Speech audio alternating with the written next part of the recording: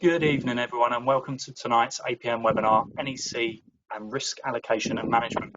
I'm delighted that Richard has rejoined us. Richard works for Mott, MacDonald and has kindly given up his time to share on NEC. This is the third in the series. The previous recordings can be found on APM YouTube, and tonight's one will also be recorded and shared with you. Tonight's event does come with a small health warning. During the event, Richard likes to keep you on your toes and make a loud noise. So just to give you a heads up, that might happen. Tonight's event will actually take an hour. We welcome questions throughout, so please submit those via your control panel. Steve has also joined us. Steve is the chair for the APM Thames Valley branch, and I would personally like to say thank you to the APM Thames Valley branch and all the APM volunteers for their efforts with arranging tonight's webinars and webinars in the past and the future. Please submit any questions you have, but I'm delighted to pass over to Richard. Okay. All righty, let's click on that one there somewhere, get rid of that picture.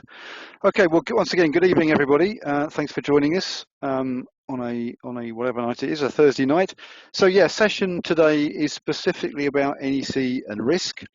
I'm a bit of an NEC enthusiast, as some of you may have found out, and NEC does risk particularly well. I have the, maybe I'll leave that for a second, hang on. We have to put the disclaimer in, I'm sorry. You've already told us where you're calling in from. We'll pick that Slido up, I think, later on the next time round. That's me, Richard Patterson. That's out of date. I'm actually 32 years with Mott MacDonald now. I'm sort of institutionalised, really. I can't imagine ever escaping. I was a dams engineer, a chartered civil engineer. I wandered into procurement and I got stuck because I quite enjoy it. So I have two lives. One life is doing international, normally water projects. So I'm currently working on fairly big water schemes in Bangladesh and a dam in Lesotho. They're done using FIDIC, which is an alternative form of standard form of contract, typically used internationally. But my main passion and most of my life is spent helping people with NEC contracts. In Mott MacDonald, we have a routine series of what we call our bite-sized sessions, and this is one of them. That's the sequence we've got lined up for this year. If you're working with Mott MacDonald anywhere, then just have a chat with your contacts and get yourself invited into these things. We don't sort of make them available on the web, but we're happy to invite clients in if they're interested.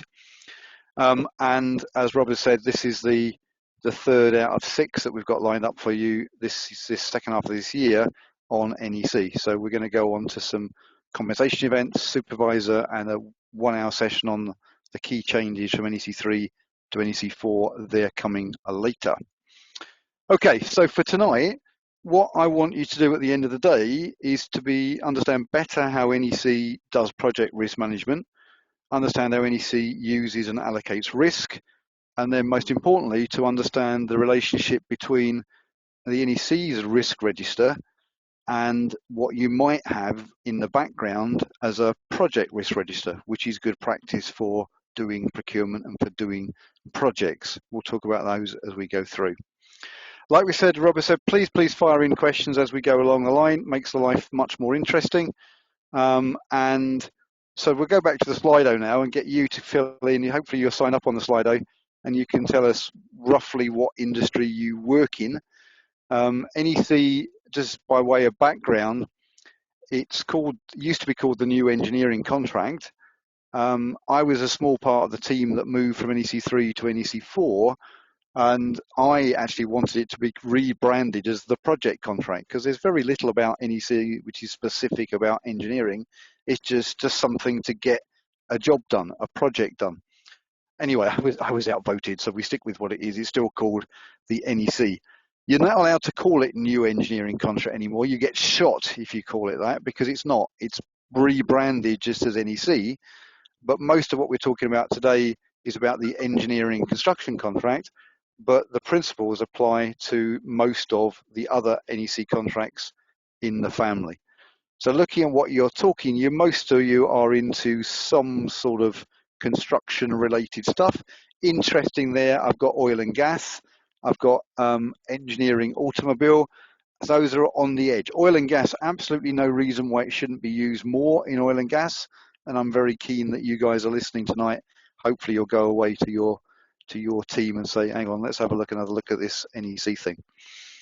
Okay, let's go back to my slides, I think, if I can. If Rob, the manager, will do that, I'll just show my screen again. You don't want to see my picture right there, do you? Let's get rid of that. Just click on the proper presentation. Oh, hang on, do you work for? Let's just have again, going back again, what sort of organisation are you working for? I think we've given you some options to give us there, just to get a feel for whether it's consultants, contractors, owners, subcontractors, and so on. And as is typically the case, the consultants always win out. Great to have the subcontractors on the line. Most of what we're talking about applies very much also to the engineering and construction subcontract. So the subbies need to know. Don't forget the subcontractors are the ones that do all the work in our industry, and one would hope that they could get to use NEC. Okay, moving on. Have I got another slider there? I can't remember. Let's have a look. Can't have a look because I haven't got a screen back. Okay, NEC experience then. I've given you 4 options: basic idea, know your way around, used it a bit, or actually spend your time giving advice on the contract. Where do you fit in? It's always interesting to know roughly the level of NEC skills we've got on the call. If you're giving NEC advice on it, then you can probably pick me up and tell me where I'm going wrong in the presentation. That's a fairly normal spread that we've got there.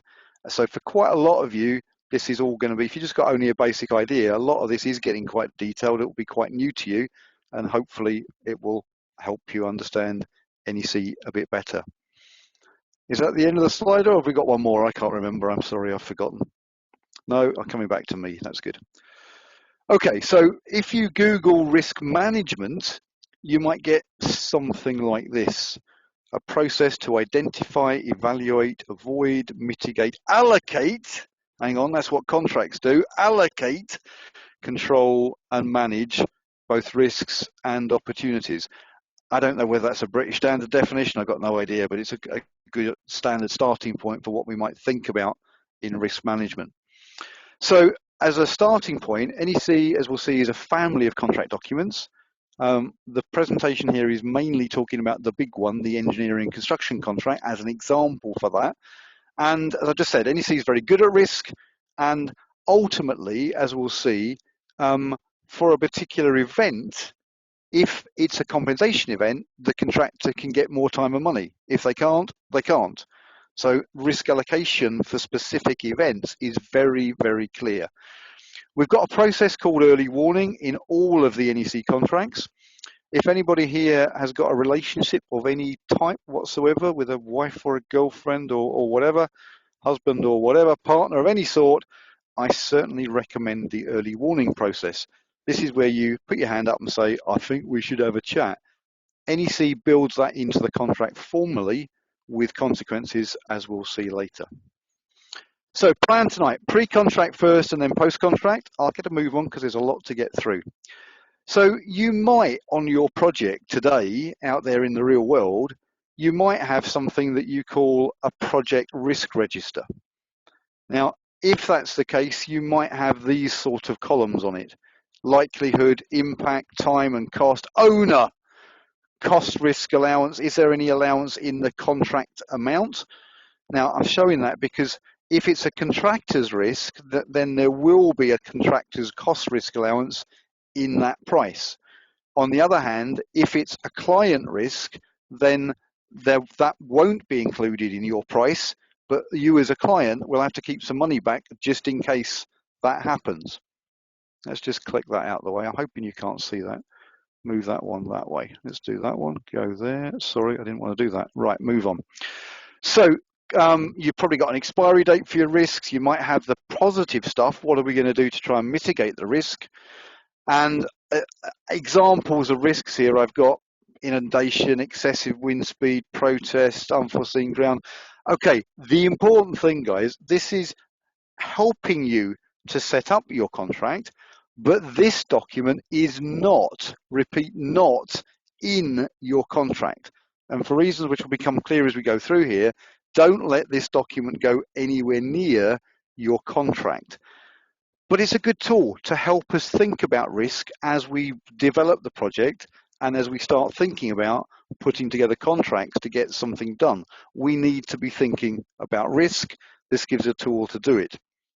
What you then need to do is reflect this allocation of risk into your tender and ultimately your contract documents, and that's what we're talking about today.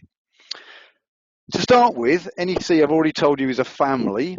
Most of you on the line do something on these three things, left to right. This is what we do with an asset, and we do it on big jobs and little jobs, or more specifically on complex jobs and relatively simple jobs. And this screen, I'm going to use this space on the picture here just to think about what contracts you might use to get something done. If you want a consultant to give you advice on any of these stages, you can use the NEC Professional Services Contract, the PSC.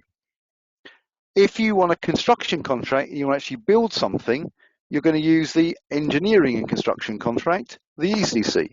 And on my picture here, I intentionally show that overlapping into design because NEC is wonderfully flexible, and this contract can be used for any level of contractor design on this particular contract. But contractors don't really do anything, do they? Let's be honest about it. They just run around looking after subbies. Hence, NEC has also given us the Engineering Construction Subcontract.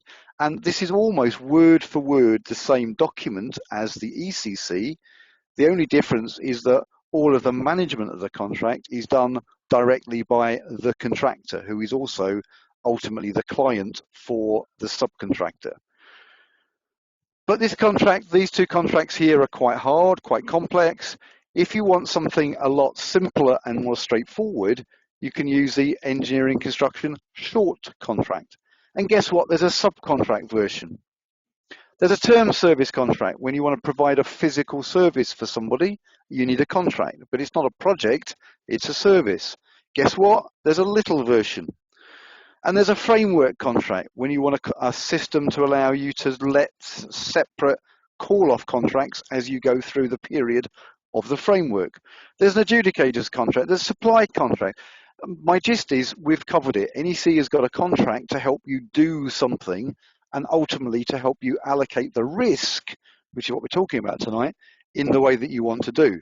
And the reason for this slide is that your first starting point is to decide which of these contracts is the appropriate starting point. And I could talk to you for half an hour on the differences between the big contract and the little contract. Simplistically, this one, the short contract, is a priced contract only, and it doesn't have the really heavy project and program management aspects that the ECC has. That slide was from NEC3. NEC4 came along in 2017. We tweaked the language, the title for the Dispute Resolution Services contract. We've now got a Professional Services subcontract. We've got a new contract for Design, Build and Operate. And we've got an Alliance contract, which is an all-embed together. Don't Google that.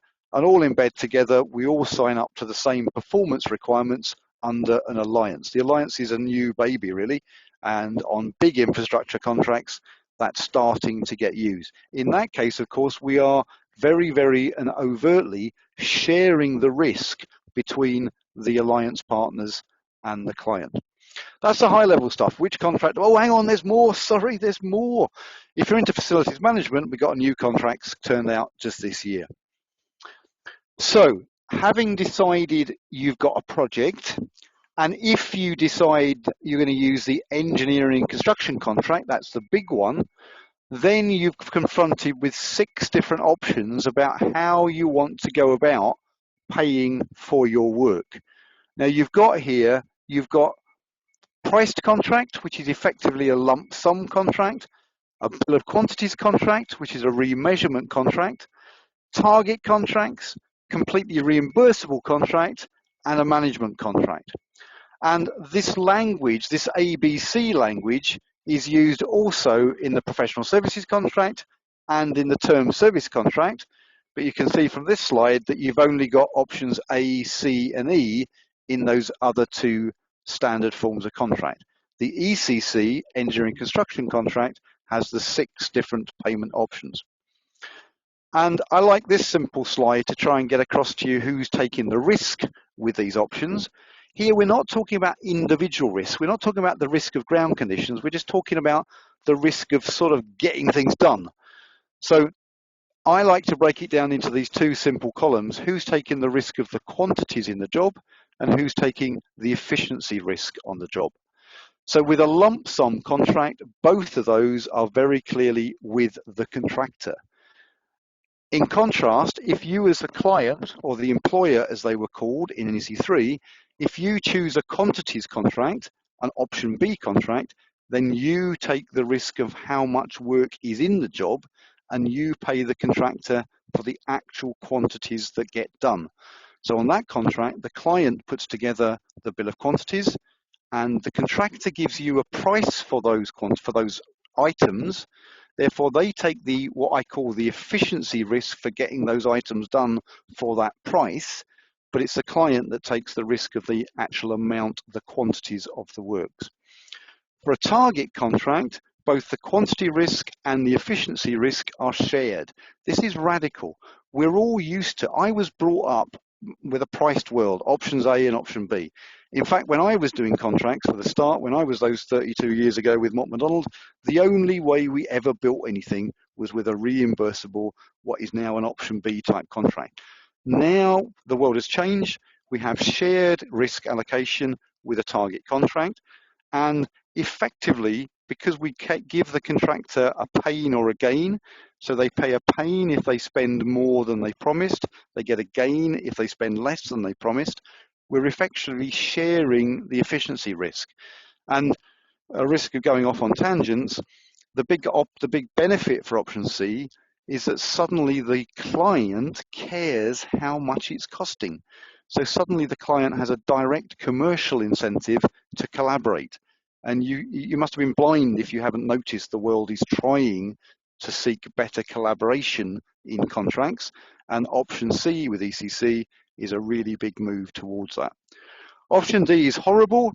Client takes the risk of the quantities, but it's the risk of the efficiency risk is effectively shared. I say it's horrible because you need two sets of QSs, one to measure the quantities and one to look after the cost. Cost reimbursable, employer is taking both of those risks, and a management contract is a bit more complicated to talk about. Okay, so option F, the contractor is paid the subcontract costs, so it's just a straight pass-through of subcontract costs.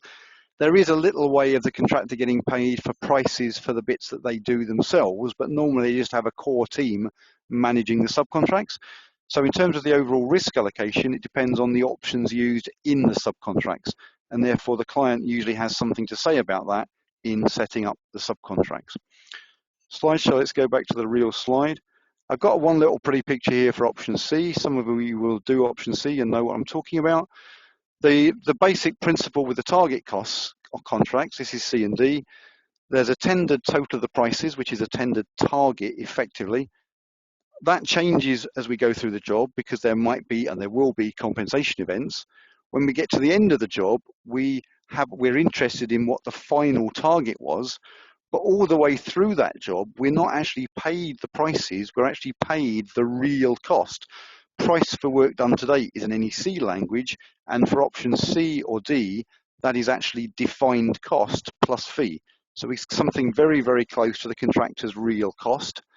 See in my picture, there's a green job which went well, there's a red job that went less well. What NEC does is let the client decide how we're going to share any pain or gain. So gain is where we come in under, pain is where we go over. And I articulate that on the picture here just with a little bit of yellow. So if the contractor comes in green, they get paid their green line, but then they get a bonus, they get 35% of the difference between the purple line and the green line. The client effectively gets the 65% of the gain. And in this particular picture, the client has said share percentage is 0 down here, which means if the contractor comes in at 70%, they're not going to get any more money for going below 80. They'll get 35% of the 20% in this yellow box, but they won't get any more because of this 0%.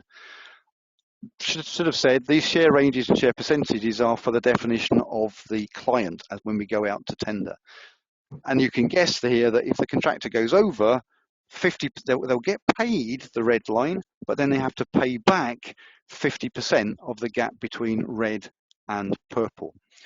So, and very often clients have a point at which they just get fed up with it, and there's 100% pain.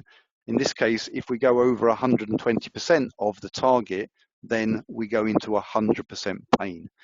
These share percentage and share ranges are completely up to the client to define. So clients think they've finished their thinking when they say, "I will use option C." Doesn't matter a stuff. What matters is these share percentages.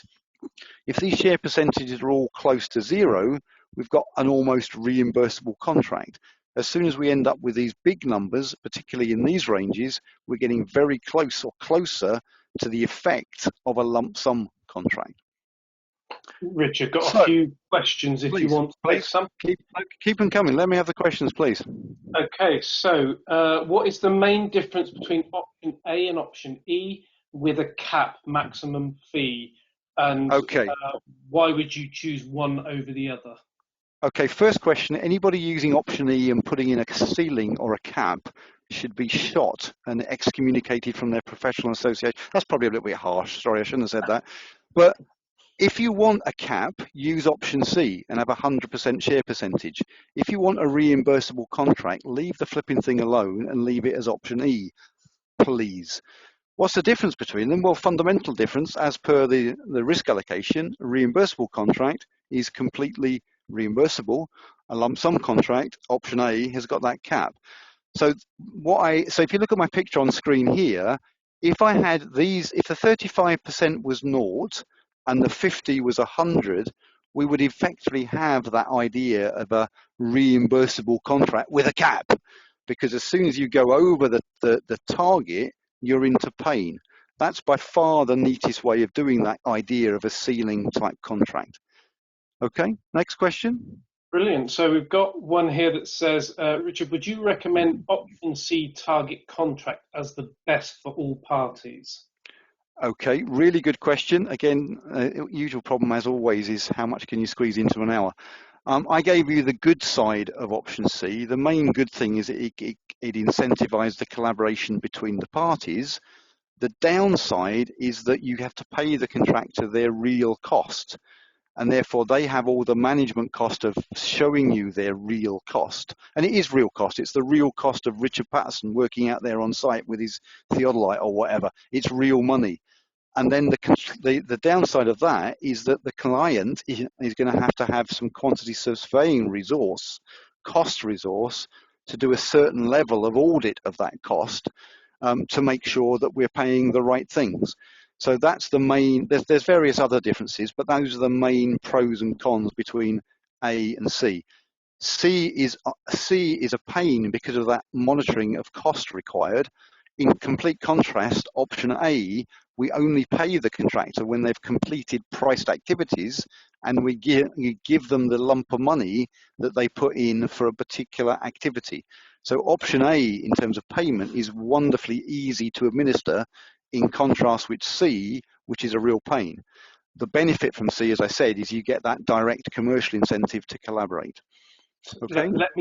Let me add a bit to that question then, just to tease something more out, Richard, just to put you on the spot. So obviously risk is what this is about. You know, what contract the client picks often comes down to how much knowledge they have about the project themselves. You know, at what level of... Well, that's absolutely totally true, and because clearly it's not realistic to expect a lump sum from a contractor if the project is not well enough defined, because they can't price it because it's just not well enough defined. And the more stuff that is ill-defined, if the client doesn't take the risk for those ill-defined things, then they will end up bumping up the price hugely because the contractor will have to put risk money into those things. So, but having said that, everybody, a really good point here, again, it is more detail, but even if you've only got a target contract, please don't fall into the trap of thinking, oh, well, it's only a target, so we've only got to give them a rough idea of what we want. That's not true, because if these share percentages here are big numbers, then there is serious pain for the contractor if they go over that target. And therefore, even if it's, quote, only a target, you've still got to define well the scope that you want to be done. Okay. Hope that's clear. Yeah, I think that's really helped. So I've got one more for you at the moment. That's good. How are Now you've gone on me. Can you hear me? Sorry, your voice is cracking up a bit there, so try again. Sorry, so how are exceptional circumstances managed under a pain gain setting? Okay, really good question, and it's on my picture. In NEC, the contractor, the target or the lump sum includes for all risks except the ones that the client has decided should be, quotes, compensation events. So if by exceptional circumstances you mean something that we don't want the contractor to price, but if it happens, we'll pay him some more money and give him some more time, then in NEC language, that's called a compensation event, which I'm coming on to very shortly. Okay? Thank you, Richard. All right, let me plug on, but thank you for the questions. It just makes it much better. The only danger of it is that you'll be here till 8:30, but you know, I'm happy, I'm here. But I will turn my phone off, sorry, even if it's my son. So having your first risk allocation decision, as you've just seen, is choosing the main option. NEC then has a series of so-called secondary options, and some of those secondary options are very, very directly linked to risk. The best examples are the ones on the slide. If we have option X1, then the client can get paid for inflation aspects. If we don't have X1 in the contract, the contractor takes the inflation risk and therefore the price will go up. Likewise, X2 is a change in the law. If you use X2, then the contractor gets a compensation event for any change in the law. If you don't, the contractor doesn't, and therefore the contractor has to take the risk for any changes in the law, which in my humble opinion is ridiculously unpriceable, and clients should always give X2 in the contract. But of course, by doing so, they have less certainty themselves. X15 is a key one. Again, I don't want to spend too much time on it, but without X15, if the contractor is doing any design, then their liability is what we call fit for purpose, which effectively means there's no excuse. If it didn't work, it's your problem. If you use X15, the contractor's liability is reduced down to what we call in our industry reasonable skill and care. So all contractors will want X15 included in a design and build contract. X18 specifically gives different price limits to different types of liability. So that's part of risk allocation in the broadest sense. Okay, then, Richard, I've got one please, link. Yeah, I've got one link to X clauses. So after a contract is signed, can the contractor add cost for risk into works under a term service contract if the employer decides that he has selected an X clause for delayed damages? Oh my word, that's a very mixed up sort of question, I'm afraid. Simply no, the contractor can't add in. We'll talk a minute about compensation events, which is new stuff or changes to stuff. But as far as the original scope is required, if the contractor's asked to deliver a scope and they're put in a price, that's it, full stop. Subject, obviously, to pain and gain if there happen to be an option C as the main option. But you can't, the contractor can't go adding in risk into his price halfway through the contract. That's just not acceptable. And likewise, if you meant, there's a mention in the question there of X7. X7, I know, is delay damages, and that's the NEC's way of effectively specifying the level of risk to a contractor of being late, because the client puts in a specific number, a certain number of pounds per day of being late. I hadn't really thought about that, but yeah, that's risk allocation, isn't it? In another different sort of way. It is. Okay. We've got a couple more that have come in. So are all secondary options mainly used to dictate compensation events?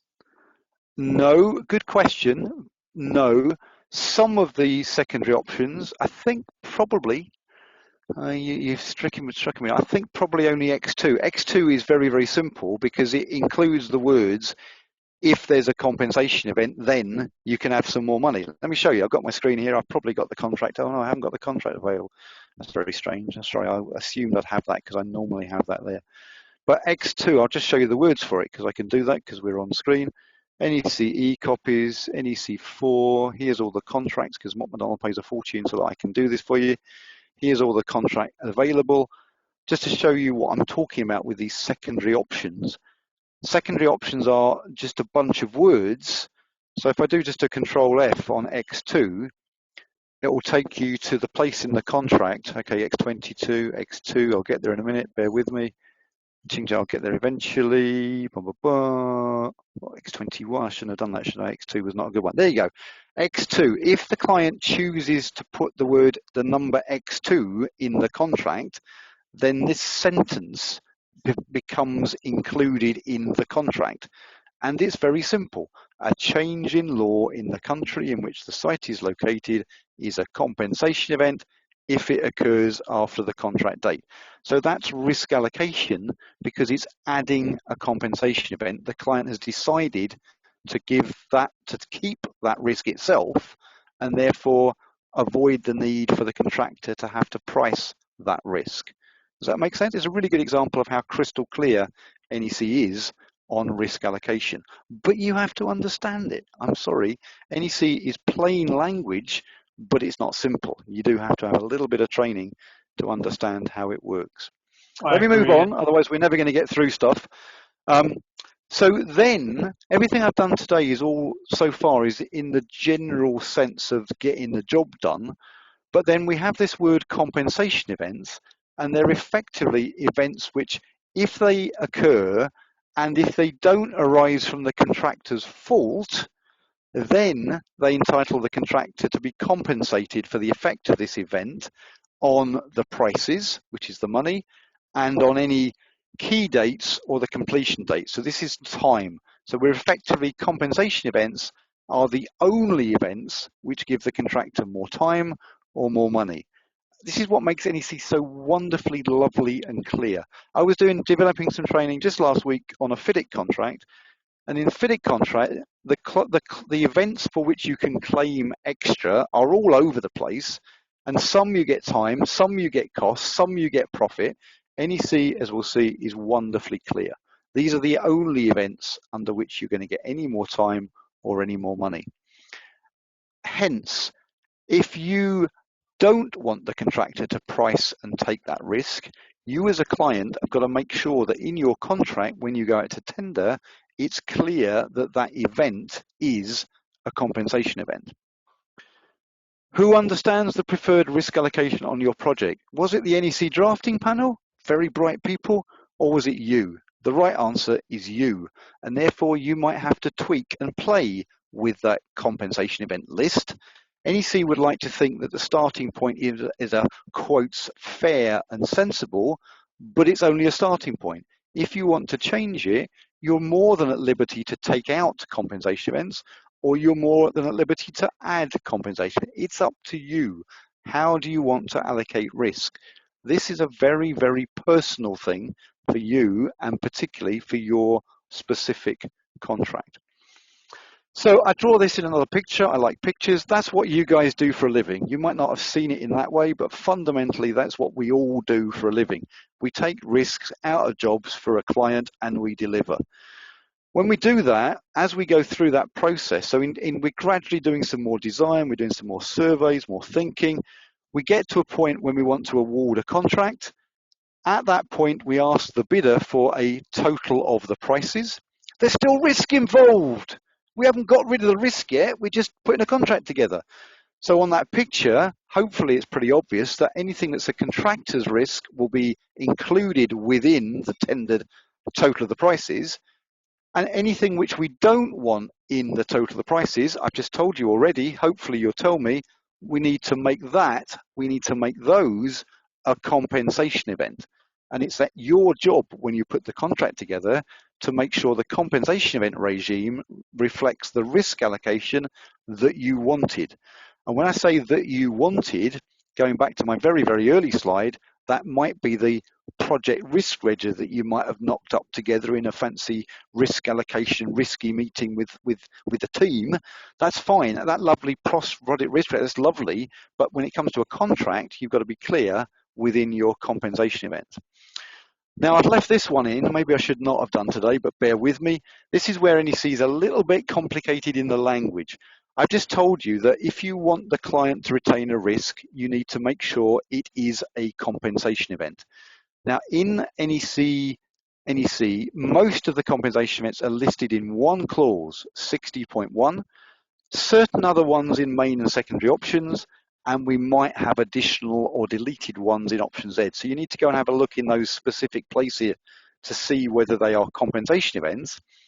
And the contract has got very clear processes for dealing with those compensation events. We're going to talk about them on the next session I'm doing in a month or so's time. But on top of that, NEC has a thing which confuses the hell out of people. I see it every time I give training. One of those compensation events is called an employer's risk. Now, the employer's risks are listed in a separate clause in 80.1, and you can add to the employer's risks in the contract document called a contract data. There's this nice little box, additional employer's risks are, put them in the contract data. Now, you're all bright people. You can see that an employer's risk is a compensation event because I've drawn it in this Venn diagram type picture. But you're also bright people, and you can recognize that it must be different. Otherwise, why would NEC give it a different name? And that's where you do have to read the contract in detail, because if you make it an employer's risk, you make it a wider indemnity to the contractor, and you also tell the contractor, don't bother to insure that event. Those are the things which are over and above the normal for a compensation event. Now, the beauty in NEC 4 is that we've changed it. We don't call it an employer's risk anymore. We call it a client liability, which makes it more clear. And we've also got a nice simple in the contract data. We've got 2 bullet points where you can add in either additional compensation events, or this is up here, or you can add in additional client liabilities. So you as a client have got to understand what I've just told you on this slide and decide whether, firstly, whether you want to make it a risk for you, and if so, whether you want to make it just a compensation event, or whether you want to make it NEC 3 employer's risk, NEC 4 client liability. That's quite a hard thing to get your head round. Hopefully it makes sense. We'll see whether you ask some questions. So I've gone to the real detail on this slide, getting your client's risks right. So you decide, the team has decided that a client wishes to keep a risk and therefore it needs to be a compensation event. Second, you've then got to decide, do you want to more broadly indemnify the contractor against the effect of that event? If so, is it already an employer's risk? If so, you don't have to do anything. If it's not already an employer's risk, NEC 4 client liability, then you've got to add it in as a new employer's risk. So Richard, I've got one question for you that you're probably not going to like, but it's, is COVID-19 force majeure in NEC considered as a compensation event? Okay, lovely question. It'd be rude not to have that question tonight, so thank you very much. Okay, this is where, again, I'm danger of going off on tangents, but a pandemic per se in NEC is not a compensation event. So perversely, some clients have been trying to say to their contractors, oh, sorry, mate, you're supposed to have priced for that because it's not a compensation event. Obviously, you knew a pandemic was coming. Don't be silly. I'm not going to give you any more money. Those employers really should be shot as well. Sorry, I shouldn't be quite so drastic, but that's just a completely untenable thing to say.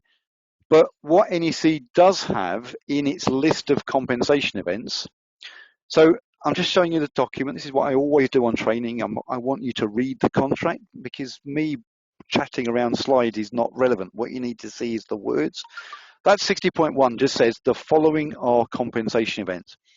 And one of them, 19, says an event which stops the contractor completing the whole of the works, or stops the contractor completing the whole of the works by the date for planned completion shown on the program.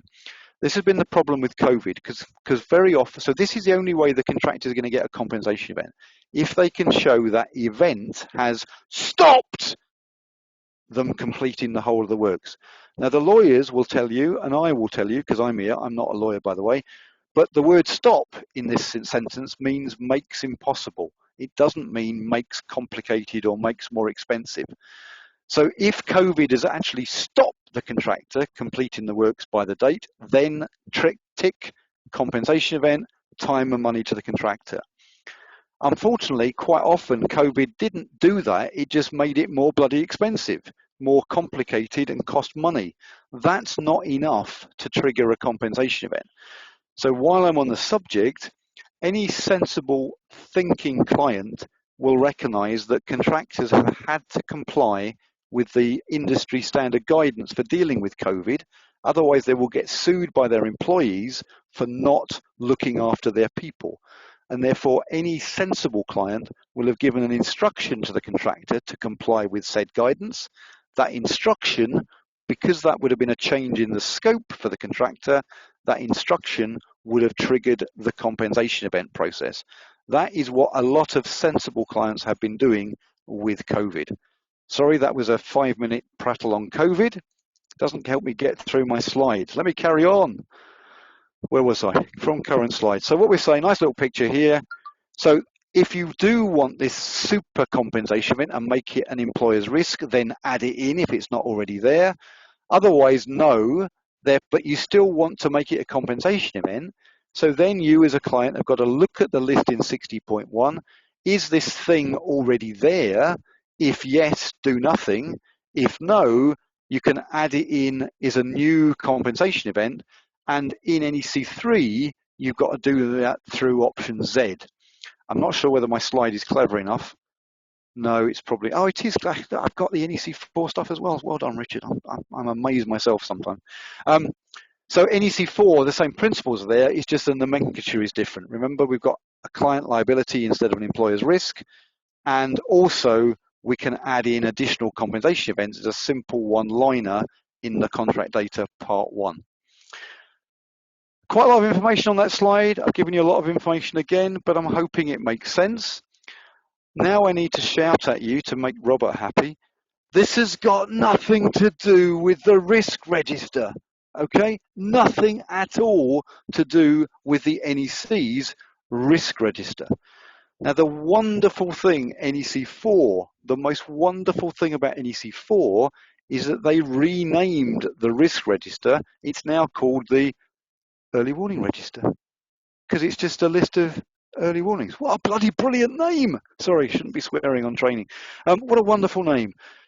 And also what that does is take out the potential confusion that we had in the industry between the NEC's risk register, NEC3, and the project risk register, which does purport to allocate risk that we talked about early on. Let me carry on.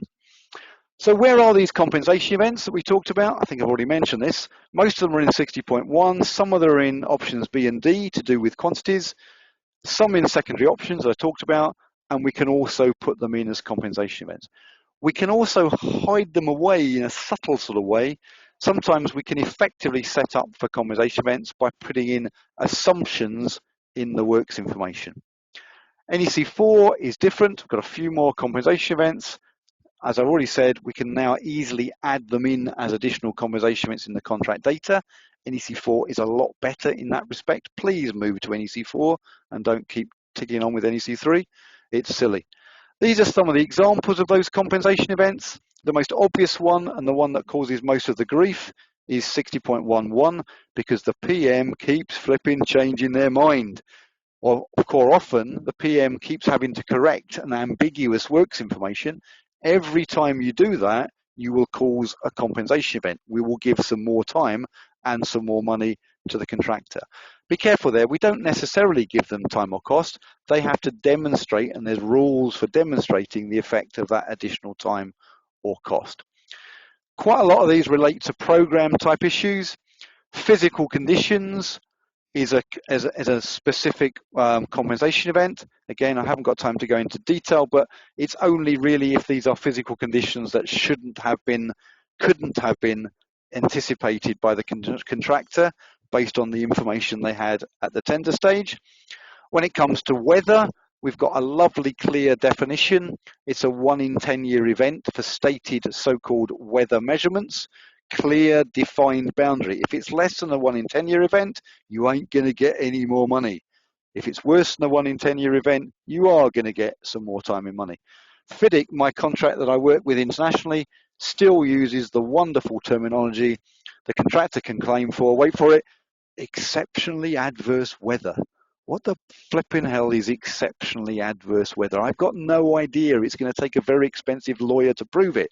NEC, clear cut. That's where NEC works really well. Language changes, NEC 4 calls the works information scope. A prompt for me to remind you that others includes utilities. So if the contractor is coordinating the work of utilities and they don't pitch up, they take longer to do what they've been said they're going to do, that is a compensation event. So the client is taking the risk of the performance of those effectively third parties, the others. That's quite an important point to get across. Again, reminder, employer's risk is now client liability. So as a real example, flooding. This is not explicitly a compensation event under NEC, but if I'm a contractor and I pitch up on site and it's under 6 foot of water, I'm going to claim that's a physical condition, 60.112. And fair enough, I think under that situation, the contractor would get that. However, if you want to be a little bit clearer about your risk allocation, you might want to say you can have a compensation event contractor if the level in the River Wet, where it crosses the boundary of the site on the north side, rises above a stated level. So we can be really clear about a risk allocation. Then anything up to 24 meters is the contractor's problem. As soon as it flicks over 24 meters, it's a compensation event. Contractor can get extra time or money. That would make sense to me, and I've seen that done very, very often. To be honest, probably go into more detail, if you did do that, then I would go back and just tweak in an additional condition of contract, I would tweak the 60.112 to specifically exclude flooding, to make it very clear that the flooding has been dealt with in this additional compensation event you've got in here. All of the above has got absolutely nothing to do with the risk register, and that's where I'm going to go now if I've still got any time left. I'm trying to get too much in this session, as always. So that's all I'm going to tell you today about the pre-contract risk allocation issues. Deep breath, any hard questions for me, Robert? If not, I'll carry on. Or even Steve. But or Steve, sorry, Steve. That's all right. There's a couple that are linked around, I guess it comes from COVID, but if there is a change in the law, like the government says, because of X, Y, Z, you have to do this. Does that change the contract? Well, again, listen up. I've said to you, X2 is NEC's secondary option specifically for change in law. So if your contract includes X2 and the government puts up the minimum wage, you've got a compensation event. If your contract doesn't include X2 and the government puts up the minimum wage, tough. You're going to take it on the chest or on whatever as the contractor or the supplier. And I'm talking contractor here, but I should reinforce the fact that everything we're talking about in these high-level principles is exactly the same in the other NEC contracts, term service contract and professional services contract. Okay? One more real quick one. Can bonus penalties be used for completion dates, non-capitals? Not sure they understand that bit there, but and is this normally used? Okay, good question. So in passing, I mentioned X7, which is delay damages, which is the slap on the contractor for finishing late. There's also a secondary option called X6, which is completely the opposite, which is a bonus for finishing early. And there's no reason why that shouldn't be used. Typically, it's not used very often. Our industry is not very good at giving positive incentives to contractors. But if you're Tesco's and you want this store open, it makes an awful lot of sense to have a significant bonus for early completion, because if you're Tesco's, you're going to be turning over £500,000 a day as soon as that store's open. So for those sort of contracts, it certainly makes sense to have that secondary option. And NEC has got all that flexibility in those options to do so. Let me push on to the early warning issues. So this is NEC 3 language again, where we had this beast called the risk register. And what confuses the hell out of people is that in the contract data, both part 1 from the employer and part 2 from the contractor, there is this line: the following matters will be included in the risk register. Now, will be is a bit of a hint. This is future tense. The risk register doesn't exist when we sign the contract. It's not part of the contract. But if you write something here, it will be included in the risk register. But possibly the most important part about this talk is that that does not change risk allocation. Putting it in the risk register, which is now much more helpfully called the early warning register in NEC 4, all that does is effectively a pre-contract early warning. And the only effect of that is that it goes on this register and we bloody well talk about it. Again, excuse my language. So all it's doing is adding it to the agenda for the next early warning meeting to talk about a particular issue. It's just saying this is something that we ought to be talking about. Will be. NEC 4 early warning register. And that's what it says in the definition of the contract. The risk register is a register of the risks which are listed in the contract data. Those are the ones I just told you about. And later things which either the project manager or contractor has notified as an early warning matter. So this risk register is a post-contract risk management tool to make sure we're talking about risks and problems, nothing to do with risk allocation. As I hope I've got across to you in the first half hour of this talk, risk allocation for particular events is black and white. Is it or is it not a compensation event? Has no effect whether or not it's also on the early warning register. It says, includes a description of the risk and a description of the actions which are to be taken to avoid or reduce the risk. That's what it says in the definition. And when are we required to give early warning? Well, basically, the parties are required to notify an early warning anytime they see an issue which could increase the total of the prices. That's only going to be a compensation event because that's the only thing that's going to increase the total of the prices. Or delay completion. That could be a compensation around the corner, but it could be any of the contractor's own problems. If their sub is going under, that might delay completion. They're required to give an early warning, delay meeting a key date, or actually impair the performance of the work. If any of those things happen, you are contractually required to notify to the other party an early warning. There's another one-liner: contractor may give an early warning for notifying anything which could increase the total cost, but that's not a must. That's specifically caveated with a may. My summary of this is my favorite. I haven't got the slide in here today, but TALTIO. This is the Patterson acronym for the world. TALTIO stands for talk and listen to each other. Please take that home and try that on your partner. Talk and listen to each other. If you don't do that when you're trying to run a contract, it won't work. Even more so with NEC. So NEC early warning process is the structured way of making sure we do talk and listen to each other, because we notify each other of things that need to be, wait for it, talked and listened about.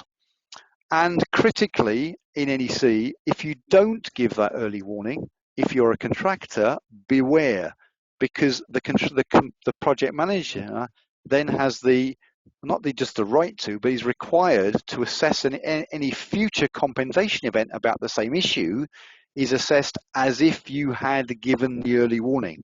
In other words, as if you had given the project manager and the client the chance to do something different about it. Also, if you don't give an early warning when you should have done, if that's an option C target cost type contract, then that the cost of anything incurred because you didn't give the early warning is also a disallowed cost. So NEC is really friendly, collaborative. Early warning is all about positive, talk to each other, but if you don't do it, there are sanctions in place. Project manager, if he gets an early warning, sticks it on the risk register.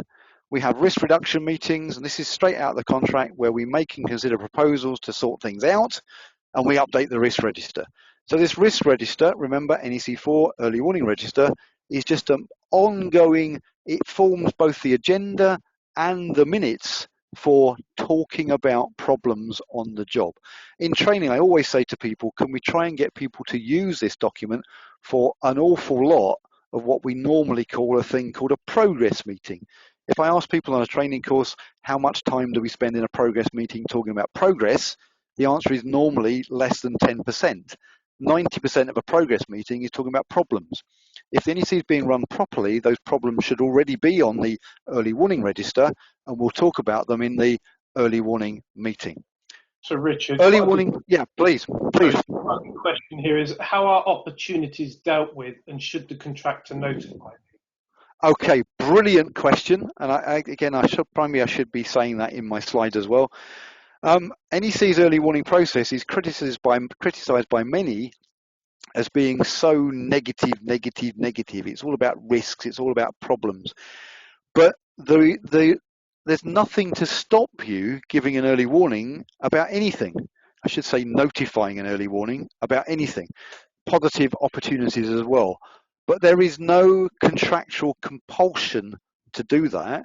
And the reason for that is because, as I mentioned before, if the contractor does not give an early warning, which they are required to by the contract, then SLAP will assess compensation events as if they had done so. Now, it would be a little bit hard and very, very controversial and impossible to try to penalise the contractor for not telling us one of their good ideas, the positives. So NEC relies on the positive general outcomes that let people bring those opportunities, those positive things to the meeting. Can I just throw into that, Richard, the very first clause in the contract? Okay, really good point. The first clause in the contract, which we haven't talked about, says the parties shall act in a spirit of mutual trust and collaboration. And that's common sense, and it's lovely fluffy words, but of course it is enforced by various clauses in the contract, and therefore one would hope that the contractor will share also those positives as well as the negatives. As something I come across very often in training is that basically the early warning process is NEC's warning, as I've just described, for formally making sure we talk to each other. And that can be about positive things as well, as long as people have the training to realise that. Okay, and yeah. Any more there, or shall I've got a little bit more, I think, not a lot more, you'll be glad to know. You can carry on for a sec. There is a couple more on here, but yeah, carry on. Let me click on. I think we're almost finishing off. So I've now got a picture on here of a typical early warning register. Typical early warning register. So typically we see these sort of things on it. On green on the bottom are the ones that actually appear in the contract. The register is required to include a description of the risk, or the matter, I think it's now called in NEC 4, and it's required to include the agreed actions to avoid or reduce the risk. This is the outcome of an early warning meeting, is the update on these actions. So those are the only columns that have to be in the register, but in reality there will always be, hang on, where did it come from? Was it an early warning, or was it in the contract data at the tender stage? When was it notified? Who notified it? And then Patterson top tips, I think it's a really good tip to have a column to say the date when this thing was last talked about, and then any specific actions by which organisation, useless, which individual, slightly more helpful, and then obviously if there's a time-bound issue, by when, and then logically, and I think good practice is these last three columns. Everybody's got a column for live. In other words, if it's been and gone, then we can just put that column N for no, it's not live anymore, and it gets filtered out. It's still there for the record, but it's filtered out. We don't talk about it anymore. The last two columns are very definitely Richard Patterson columns. It's quick pre-meet before the meeting. Which ones do we need to talk about today? In other words, shall we talk about this meeting, yes or no? Having done that, you can then do a data filter. Then you've got another column for running order. In other words, what order should we put those in our meeting? 10, 9, 4, 3, 2, 1. I'm not brilliant at Excel, so I do contracts, don't tell anybody. But I can do data filter on that column, data sort on that column, and then suddenly your Excel early warning register is there ready as your agenda for the early warning meeting. Very, very simple, very, very good tool. So if I haven't said it 10 times, I'll say it again in big letters. The project risk register, if there is one, is not the same as the NEC's risk register. I hope you've all got your head around that. But just in case, I'll do it again. That's the project risk register. My question to you now is, how does that transfer into the contract? Well, if there's a particular risk on the risk register, as I've explained to you before, if you think that should be talked about, then fair enough, put it in that little box in the contract data. The following matters will be included in the risk register, brackets, early warning register in NEC 4.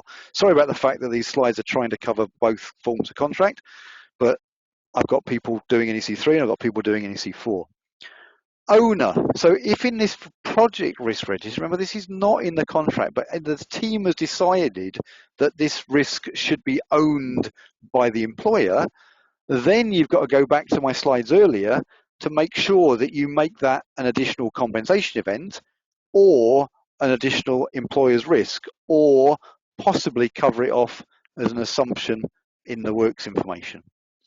In terms of a cost allowance for that particular risk, your QSs, God bless them, they might be required to maintain this project risk register right the way through the project. Remember, but it's not a contract document. It's outside the contract. If you've got an amount of money for a particular risk in that project risk register, and you should have, if it's a contractor's risk, you won't see it separately. It will just be included somewhere in the overall amount included within the prices. If it's a client's risk, then it's not in the prices, and the client's well advised to have some money in their back pocket, otherwise called a contingency allowance, outside the prices. And if at this project risk register stage, you've actually decided that we need to do something, then you need to tell the contractor to do it.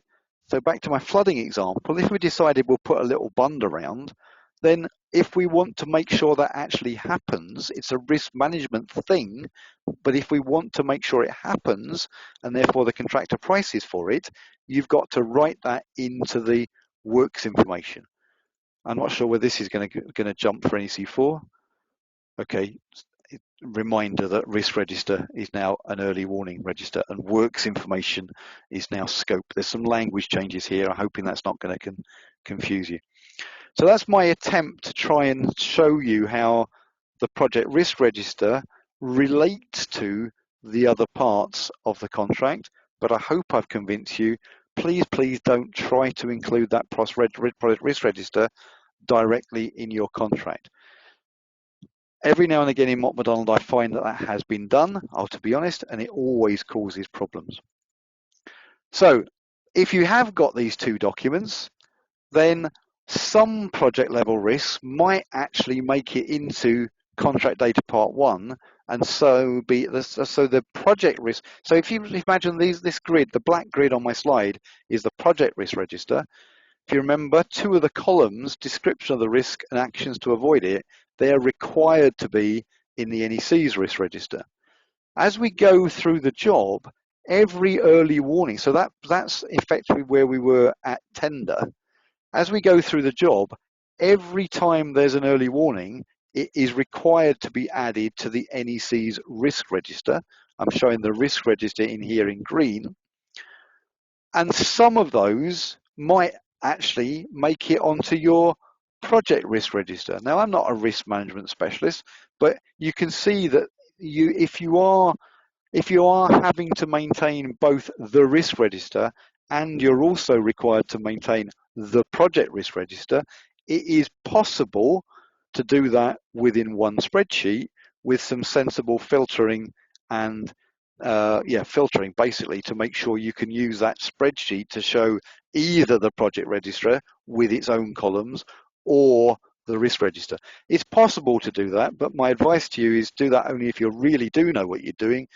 Simple advice is to keep the NEC's risk register simple, easy, and most importantly, keep it used.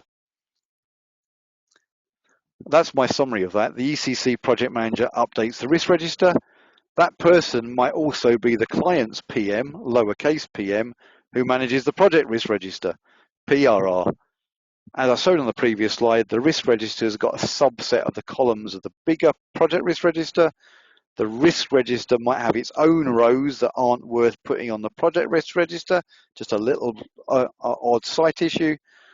Project risk register might have higher level project risks that don't belong on the risk register.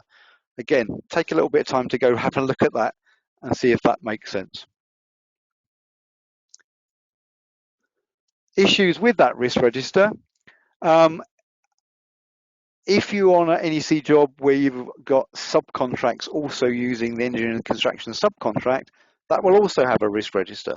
And I have seen some projects where they try to join up those two separate documents. Each of the risk registers is a requirement of each separate contract. Be careful about doing that, but it's possible to try and join these things up because we're ultimately talking about the same issues. The other issue is to try and avoid clogging up the process with too many low risk interests with really low likelihood and low impact. Try and keep this for the more substantial issues. Lastly, I haven't got any time left, but stick with me. I've got a compensation event. The contract says when we're assessing a compensation event, we include risk allowances. Risk allowances for both cost and time for matters which have, quotes, a significant chance of occurring. Those are allowed to be included in the contractor's quotation for a particular compensation event. Now, fundamental compensation event principle, you'll find out more about next time, is that once we've done a deal on a compensation event based on forecasts, we don't revise it if those forecasts prove to be incorrect. So the compensation event quotation, once it's done, NEC uses this term implemented, once that assessment is implemented, we don't come back to it. But we have this lovely concept called project manager assumptions. The project manager can state certain assumptions, not forecasts, but assumptions to be made in those quotations. If those assumptions end up being incorrect, then that triggers a new compensation event. So I'm hoping you can see that the project manager assumption is a subtle way of the project manager holding back a specific risk insofar as it relates to a specific compensation event. But then the project manager there's pros and cons, of course, for having those assumptions. Every such project manager assumption under 61.6 reduces the client's level of certainty, but also reduces the price for that particular quotation. So it's a very important tool for the project manager in post-contract, contract management stage, post-contract risk management and risk allocation with regard to a particular compensation event.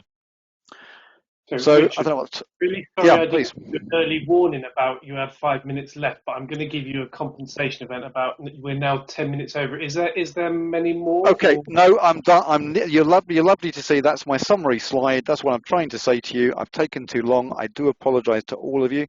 I'm not very good at chopping stuff out of presentation because I like to think it's all useful. Maybe there's some things I could have chopped out, but I'm sorry. That's a one-slide summary. NEC is really good at risk. In flexibility, in clear risk allocation, and the risk register is really good to stimulate good management. The rest of the slide is takeaway stuff, articles. There's a link here. I think APM sent this link out yesterday or today. This is an article I wrote on very much the same subject. It's on the NEC's website. You've got a link to it again there, here in the presentation. If you're serious about NEC, I'm not on commission, but I do recommend my friend John Broom's book, NEC3, A User's Guide. You might want to do a bit of risk management and wait for a few months for the NEC4 version to come out because that's coming very shortly. At which point, after 10 minutes too long, I'm sorry, Steve, sorry for not giving me the early warning. I might have been able to do something, but I doubt it in this particular case. If there's any more questions, anybody's got any more appetite, then I'm still here. So otherwise, a couple of bits. So slides will be available, yeah? Yeah, absolutely. So that's the first thing. And I think, we will go through and just check. I haven't missed too many questions, and we'll give some responses back out to people afterwards. But There is a couple here. Is it correct to say that early warning registers should not have any mention of money? Yes. Simple answer, yes. The early warning register is just a risk management tool. Having said that, some teams do go about categorizing their early warnings, big ones and little ones, over 10 grand, less than 10 grand, just to try and help manage and to help manage the early warning process. But there is no place in the risk register itself for an amount of money. Okay. Good question. Should an impact program be provided with an early warning or a compensation stage? Okay, really good question again. I've seen clients write horrible Z clauses asking the contractors to do a whole load of things for every early warning and give a report on how it might be sorted out. No, no, no. Early warning is just, hello, I think we should have a chat. If you get that in your mindset, it's I think we should have a chat is an early warning. Nothing more than that. When it comes to a compensation event, then coming the next session, I'll give you full details about the compensation event process. And there's a detailed process for how to evaluate both the time and the money effects of a particular compensation event. So I'm not going to try and get into that in any more detail today. That's one for next time. That's fantastic, Richard. And I think we should finish there because we are a quarter of an hour over now. So if we finish there, again, my apologies. The questions. So absolutely fantastic, and lots of thank yous coming through. Okay, well, listen, I hope it was of some use to some of you guys out there. Clearly, we do a lot of NEC training. If we can help out with any more, then I'm not at all shy to say so. But hopefully, these will be useful sessions for these 6 that we're doing for APM. Will be useful to anybody who is using NEC. Yeah, and everybody go to the APM website to look for the future NEC events that Richard will be doing. It's roughly one a month, so look out. That's right. And if you have got time, the last couple of Slidos on there still were one-liners. Tonight's session was good because tonight's session would have been better if. Obviously, better if Richard was a little bit better at the time management he claims to be say is important in NEC. And Steve gave you a warning. Okay, thank you. All right. Okay, thanks very much. Thanks to Steve and to Rob for organising, facilitating, and I'll see you next time. Thank you. Cheers. Goodbye, everyone. Cheers up. Goodbye.